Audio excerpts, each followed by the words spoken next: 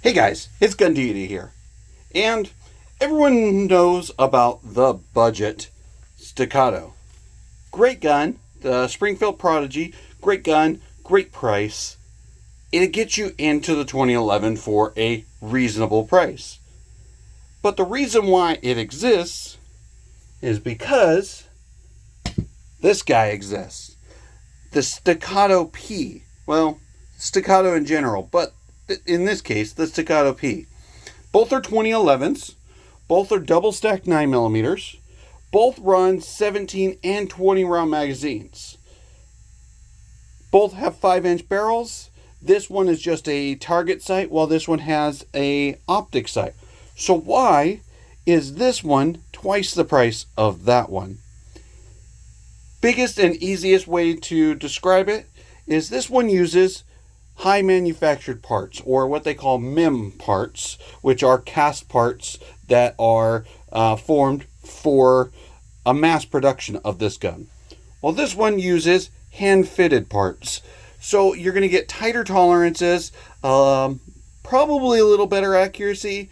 That is debatable. And probably more reliability. And I say probably because although this uses MIM parts, doesn't necessarily mean it's a weaker material than this one. But let's see how they feel and go from there. So we're going to start with the Staccato. Of course, it's got that great texturing there.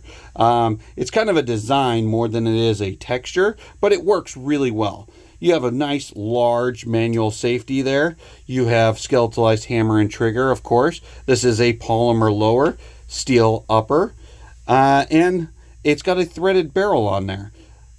It does have fiber optic front sight, but what makes this one so nice is that action. It is glass. That action on the Staccato is so good that you can hand rack it. Granted, I can't hand rack it on this camera, because the angle I'm sitting at. But it is just amazing. This one does come with a flared magwell. It is a 2011 flared magwell. It is a metal mag. And it's just a good looking gun. It's a good looking gun, good feeling gun, but it is a $3,000 gun. Compare that to the Prodigy. Now the Prodigy also has a nice double stack polymer frame, but the texture is less of a design and more of a functionality. So this one, I would say, has a little bit better texture than the Staccato for shooting purposes. Still has that skeletalized hammer, that skeletalized trigger, and that extended safety and beaver tail. Now this one's got the 17 round mags in it, but it can take the 20 rounders. And I'm going to show you something really cool here in a minute. No flared magwell on this guy though. But comparatively, now this action is really smooth, but compare to the Staccato, that Staccato's just a little smoother, a little nicer in comparison to the Prodigy. I personally cannot air rack the Prodigy. There are guys out there who have been able to. So, not saying it's not air rackable, but in comparison to the Staccato is much easier to do. Both have fiber optic sights. This one's got a blacked out rear, but it's optics ready. Now, the Staccato P does have an option where it is optics ready. It's a little bit more expensive than the target sight model, but it's still an optics ready system. Now they use a special optics plate system that is proprietary to Staccato itself, while the Springfield's is more like very similar to almost every other MOS system out there. The only difference is theirs comes with an iron sight on the rear end, kind of like the Staccato's does. But these are both really nice guns, and whichever one you get is a good option. The Prodigy is nice. It's kind of like buying one of the new Genesis cars, because it's kind of like a Mercedes. It looks like a Mercedes, functions similar to a Mercedes, but at the end of the day, everyone knows you bought a Genesis and not a Mercedes. But just cool options for you. And one of the things I wanted to show you guys is the Staccato mag